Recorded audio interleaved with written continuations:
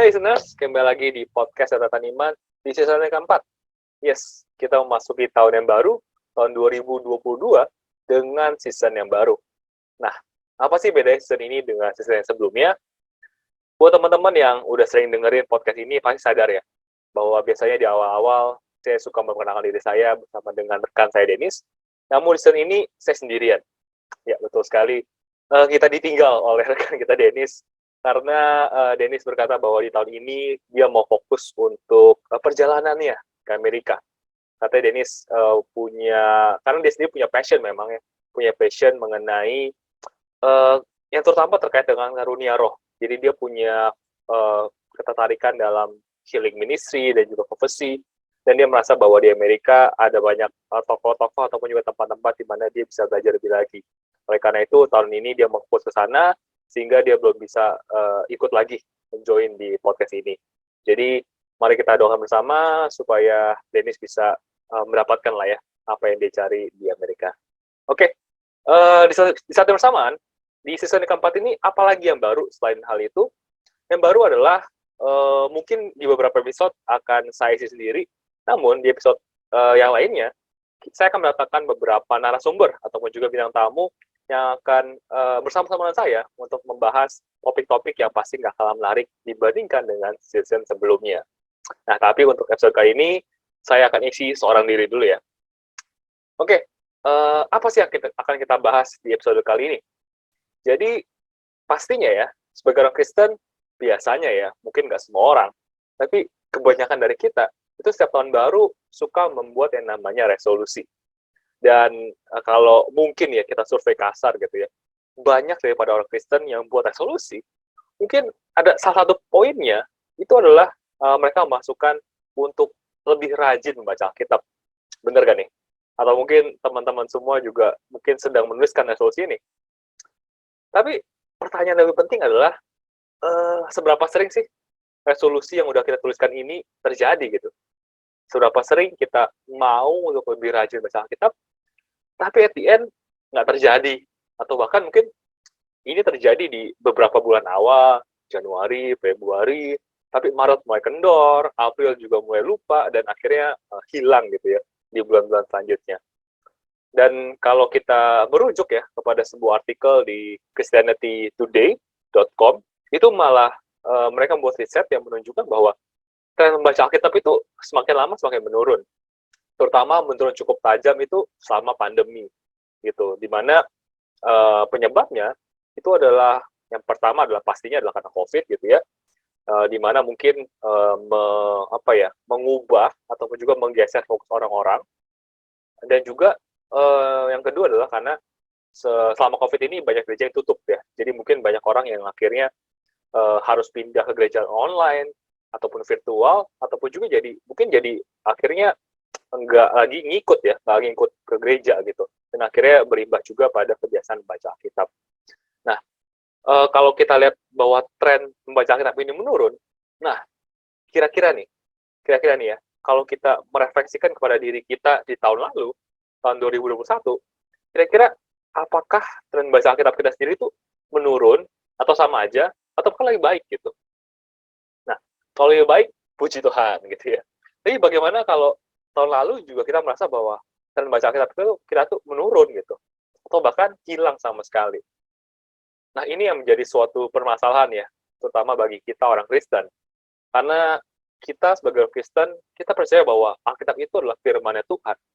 Alkitab itu adalah perkataannya Tuhan gitu. Dan adalah firman Tuhan itu adalah sebagai dasar daripada Roh Kudus untuk bisa bekerja dalam kehidupan kita.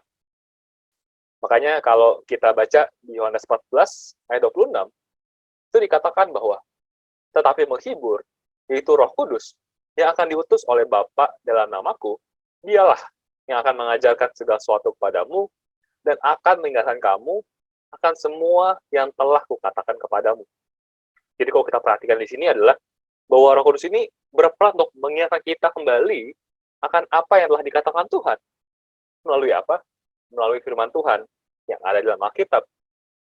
Jadi pertanyaannya adalah, kalau bagaimana caranya ya kita itu bisa diingatkan kalau kita nggak pernah baca gitu, ataupun bagaimana kita bisa hidupnya dipimpin Roh Kudus, tapi Roh Kudus tidak bisa bekerja dalam kehidupan kita. Nah, ini adalah tension ataupun juga problem yang mungkin akan menjadi dasar daripada pembahasan kita di episode kali ini. Jadi, di episode kali ini mungkin saya akan bahas sesuatu yang lebih ringan-ringan aja kali ya. Jadi, saya akan coba bagikan, share beberapa tips yang mungkin bisa membantu kita semua nih, untuk bagaimana kita bisa melihat Alkitab ini dengan perspektif yang berbeda. Sehingga di tahun ini, kita semua bisa punya suatu kebiasaan baru, membaca Alkitab yang lebih baik gitu daripada tahun-tahun sebelumnya gitu. Nah, jadi apa aja kah tipsnya? Udah siap semuanya? Oke, kita langsung masuk ke tips yang pertama ya. Bagaimana caranya supaya kita ini bisa lebih baik lagi membaca Alkitab di tahun ini. Tips yang pertama adalah memakai terjemahan yang lain. Kenapa? Karena kalau kita melansir dari sebuah website, ini saya temukan di internet, namanya ayo.pa.org, itu disebutkan bahwa ada beberapa alasan kenapa orang itu malas baca Alkitab. Nah, alasan ketiga itu adalah karena baca Alkitab itu bikin ngantuk. Jadi ini alasan yang jujur banget ya. Baca Alkitab tuh bikin ngantuk. Dan walaupun apa ya, terkesannya mungkin kok begini ya gitu alasannya, tapi menurut saya ini alasan yang sebenarnya banyak dirasakan oleh kita semua ya. Masuk mungkin saya sendiri gitu. Terutama buat teman-teman yang suka ataupun juga punya kebiasaan baca Alkitab itu pada malam hari. Itu pasti lagi baca pelan-pelan ya.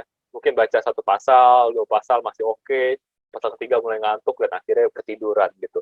Jadi baca Alkitab itu bukannya dapat hikmat, tapi malah jadi peneman tidur gitu istilahnya ya. Nah, menurut saya salah satu tips supaya kita nggak bosen dan nggak ngantuk, itu adalah kita coba baca Alkitab pakai terjemahan yang lain gitu. Karena mungkin kita sering baca Alkitab dengan terjemahan yang itu-itu aja gitu. Jadi terkesan saat kita baca, kita hanya mengulangi apa yang kita pernah baca dan nggak terkesan fresh gitu ya. Jadi kayak nggak seger baca Alkitabnya. Ya menurut saya, mari kita bisa gunakan juga Alkitab terjemahan lain. Dan alasan yang lain adalah karena biasanya Alkitab yang kita gunakan di Indonesia itu adalah umumnya menggunakan terjemahan baru atau TB ya yang kita kenal. Nah, itu adalah terjemahan yang sebenarnya sudah cukup lama ya. Karena terjemahan itu diterbitkan pada tahun 1974 gitu. Jadi udah cukup lama, bahkan saya yakin banyak di antara kita yang belum lahir tahun segitu. Jadi menurut saya untuk orang-orang yang mungkin lahir di tahun 90-an atau 80-an, mungkin kita bisa coba baca Alkitab dengan terjemahan yang lebih fresh gitu. Dengan kata-kata yang mungkin lebih kekinian. Kata-kata yang mungkin lebih relevan dengan kita. Sebagai contoh, mungkin kita bisa menggunakan terjemahan BIS atau Bahasa Indonesia Sehari-Hari yang merupakan terbitan tahun 1985, ataupun juga saya sih, ini yang lately saya juga sering pakai, terjemahan Sederhana Indonesia, di mana ini adalah terbitan tahun 2014. Jadi ini lebih modern lagi ya, lebih baru lagi penggunaan kata-katanya. Ataupun kalau teman-teman suka baca Alkitab dalam bahasa Inggris, mungkin bisa pakai NIV ya, atau NLT gitu ya. Jadi jangan pakai lagi tuh KJV atau NKJV gitu. Mungkin itu mungkin sudah nggak relevan lagi dengan bahasa teman-teman. Mungkin bisa coba tuh NIV atau juga NLT gitu. Oke. Jadi itu kurang lebih adalah tips yang pertama, adalah untuk kita semua bisa pakai terjemahan lain Alkitab. Yang kedua adalah tipsnya adalah kita bisa coba pakai audio Bible gitu. Mungkin untuk beberapa teman-teman udah nggak asing ya dengan istilah audio Bible. Tapi buat teman-teman yang nggak tahu, audio Bible adalah Alkitab suara gitu ya, Alkitab yang nggak kita baca tapi kita dengarkan gitu. Nah ini sangat berguna buat teman-teman yang mungkin bukan termasuk orang yang visual gitu ya, bukan termasuk orang yang suka baca ataupun juga kalau baca tuh rasanya berat gitu ya. Nah ini salah satu alternatif buat teman-teman semua. Jadi teman-teman bisa cukup dengarkan saja pakai earphone, atau mungkin juga saat teman-teman berangkat kerja ataupun lagi di jalan naik bus, itu bisa sambil mendengarkan. Jadi kayak ini sangat-sangat convenient banget buat teman-teman yang memang secara waktu tuh cukup tight gitu ya.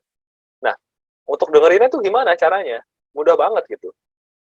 Teman-teman, salah satu cara paling mudah itu adalah teman-teman bisa pakai aplikasi di Android ataupun juga di App Store itu YouVersion, gitu, YouVersion. Di situ ada banyak audio Bible yang teman-teman bisa dengar, baik dalam bahasa Indonesia ataupun juga bahasa Inggris. Jadi di situ pun kalau saya ada pilihan, ada yang biasa, ada yang dramatize gitu. Jadi buat teman-teman yang mungkin, oh saya mau dengerinnya yang lebih ada intonasinya, lebih kayak sebuah cerita, nah itu bisa pilih yang dramatize-nya gitu ya. Jadi ini adalah tips yang kedua sih buat teman-teman yang mungkin mau punya kebiasaan baca Alkitab, tapi mungkin nggak terlalu suka baca gitu ya. Jadi bisa coba tips nomor 2, yaitu adalah coba dengerin audio Bible. Nah, terus tips yang ketiga adalah baca Alkitab secara kronologis. Maksudnya apa? Maksudnya adalah karena melansir dari website yang tadi, itu juga dibilang bahwa salah satu alasan orang malas baca Alkitab itu karena mereka merasa Alkitab itu membingungkan gitu. Karena saat mereka baca Alkitab, ataupun juga mungkin teman-teman pernah merasakan gitu ya, saat kita baca Alkitab tuh terkesan lompat-lompat gitu kan ceritanya. Terkadang lagi ngomongin mengenai di sini, terus lompat tiba-tiba di kitab lainnya ngebahas mengenai hal lain, dan akhirnya kita jadi miss gitu. Kita jadi nggak melihat suatu runtunan cerita dan akhirnya jadi bingung sendiri gitu. Oleh karena itu, ada yang disebut sebagai Alkitab kronologis. Di mana di Alkitab kronologis ini itu sudah disusun sedemikian rupa. Jadi kalau kita ngeliat sih mungkin agak-agak di mix gitu ya. Contoh dari kitab Kejadian belum selesai, nanti tengah-tengah udah masukin Ayub gitu ya. Dan setelah itu Ayub selesai, masukin lagi Kejadian berikutnya. Jadi kayak ini membuat ini berdasarkan daripada penelitian para ahli ya mengenai kronologis daripada kisah-kisah di dalam Alkitab, dan itu dibuat menjadi sebuah Alkitab yang disebut sebagai Alkitab kronologis. Nah, buat teman-teman yang penasaran ataupun juga mau coba baca, saya akan share linknya di mana teman-teman bisa akses kronologis Alkitab, yang di mana saya ambil dari sumbernya renunganharian.net. Jadi buat teman-teman yang mungkin nonton di YouTube bisa lihat linknya di kolom deskripsi. Dan buat teman-teman yang dengar dari podcast mungkin bisa masuk ke YouTube Perisai Iman, cari episode ini dan lihat di kolom deskripsi. Nah, itu tips yang ketiga. Itu adalah baca kitab secara kronologis.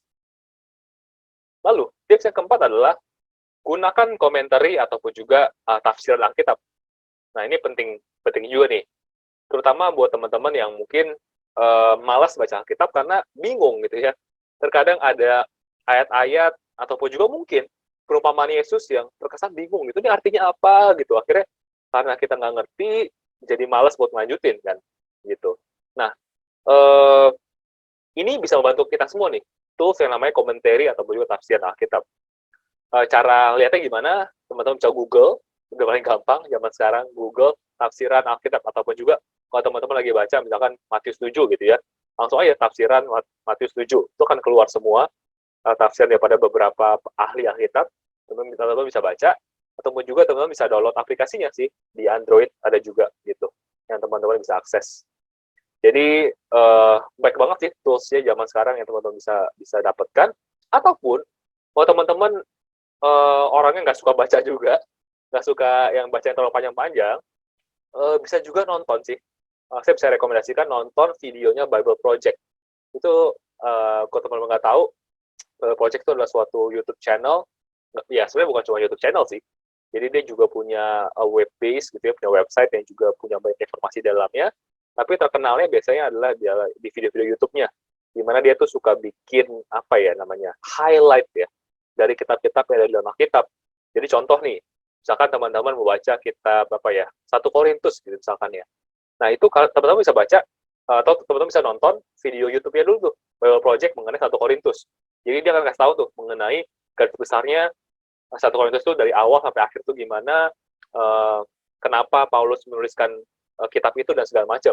Jadi akhirnya setelah teman-teman dapat gambaran besarnya, pas teman-teman baca kitab Korintus baru mungkin jadi lebih merasa oh gitu, jadi lebih mengerti kan, jadi lebih dapetin message-nya. Gitu. Harapannya seperti itu. Jadi itu adalah beberapa tools-tools yang teman-teman bisa akses gitu ya, mulai dari komentari, tafsiran, ataupun juga mungkin nonton videonya Bible Project. Ini adalah tips yang keempat. Nah, tips berikutnya. Tips yang kelima adalah coba teman-teman itu baca Alkitab itu satu kitab sekaligus. Gitu.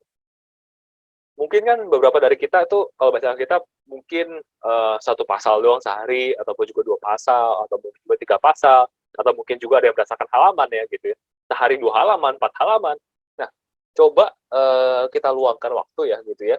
Sekali baca tuh satu kitab sekaligus gitu. Jadi kita nggak potong-potong. Kenapa?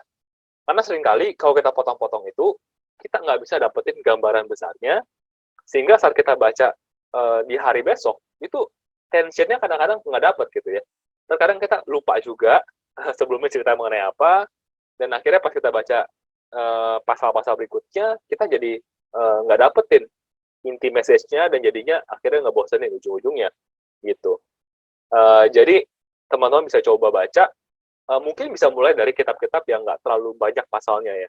Contoh, kalau kitab Injil, teman-teman bisa baca dari kitab Markus gitu. Nah, itu kan Markus itu nggak banyak, jadi teman-teman bisa baca sekali baca habis 1 Markus.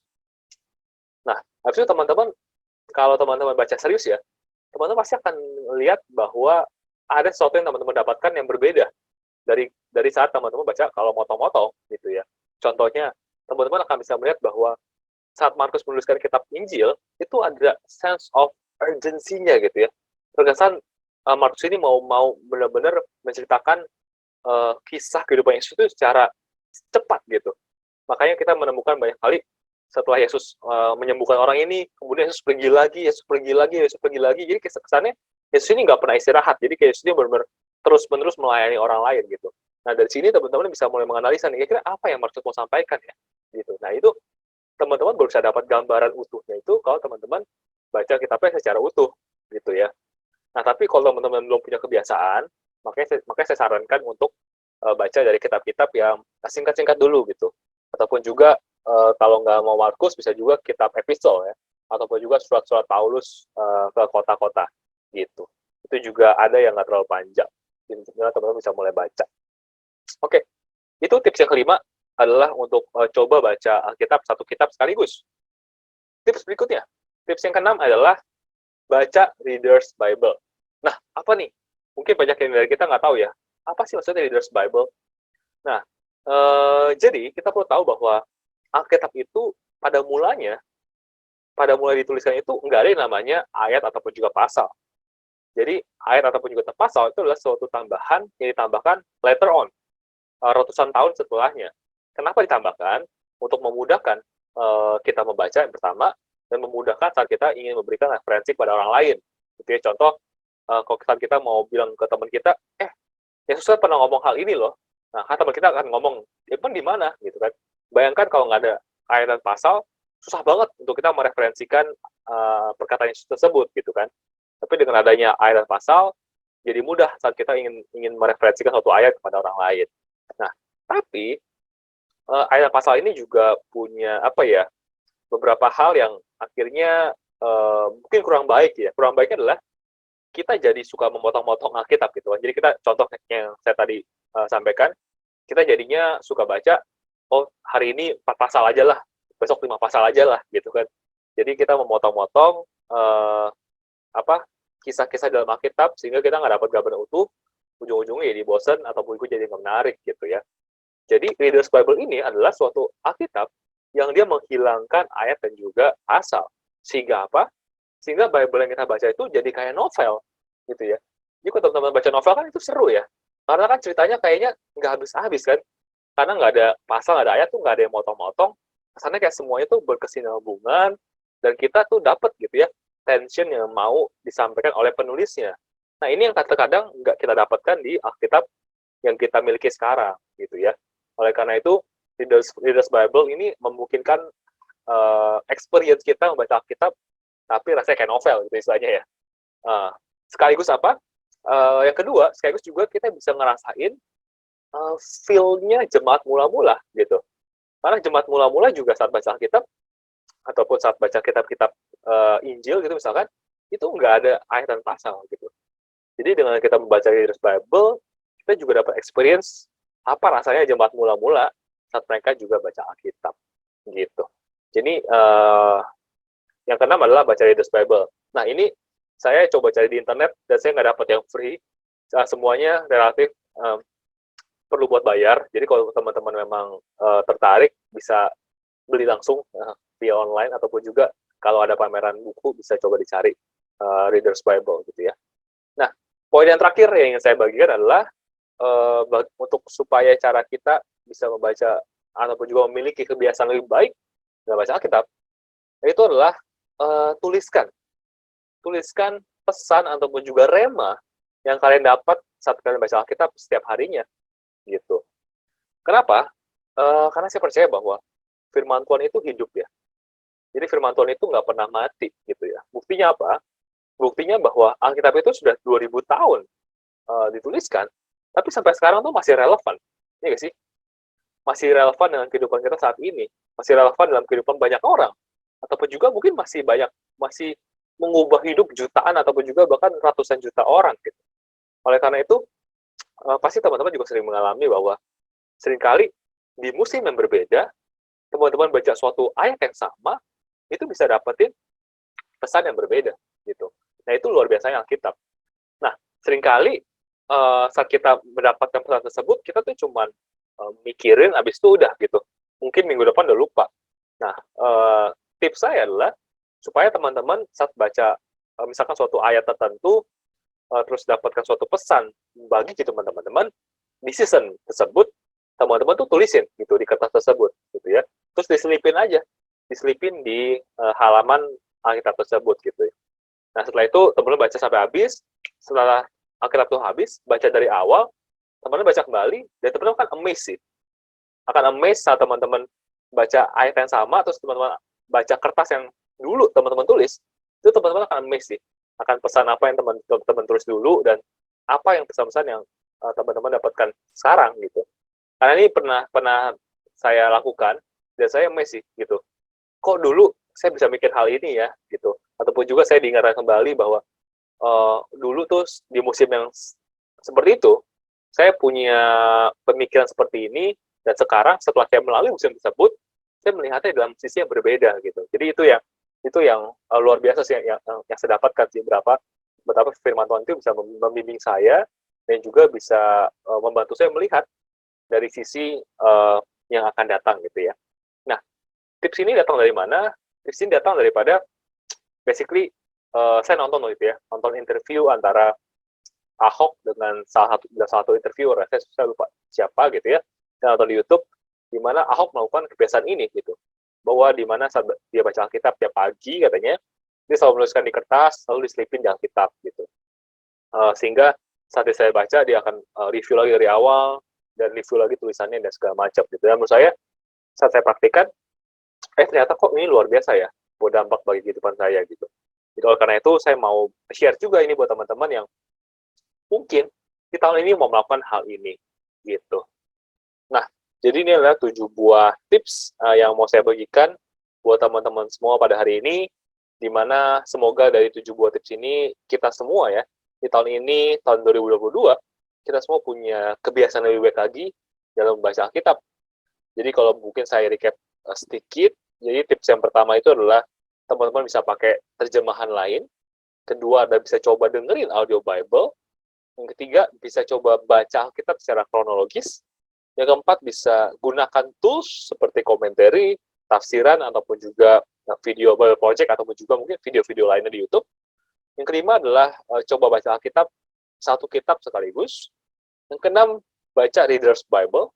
Dan yang ketujuh, tuliskan pesan ataupun juga rema yang kalian dapatkan di dalam Alkitab. Oke, so itu aja yang mau saya bagikan buat hari ini. Semoga yang saya bagikan ini bisa menjadi berkat buat teman-teman semua. Oke, kalau buat teman-teman semua yang punya topik-topik menarik yang mungkin bisa saya bahas di kedepannya, bisa langsung aja direct message saya di Instagram saya di @victoraditya, Victor pakai K, ataupun juga bisa di Instagram @prisaiman.id. Oke, so sekian dulu buat episode kali ini. Kita akan ketemu di episode berikutnya dengan topik yang gak kalah menarik. So, thank you guys for listening. See you and God bless.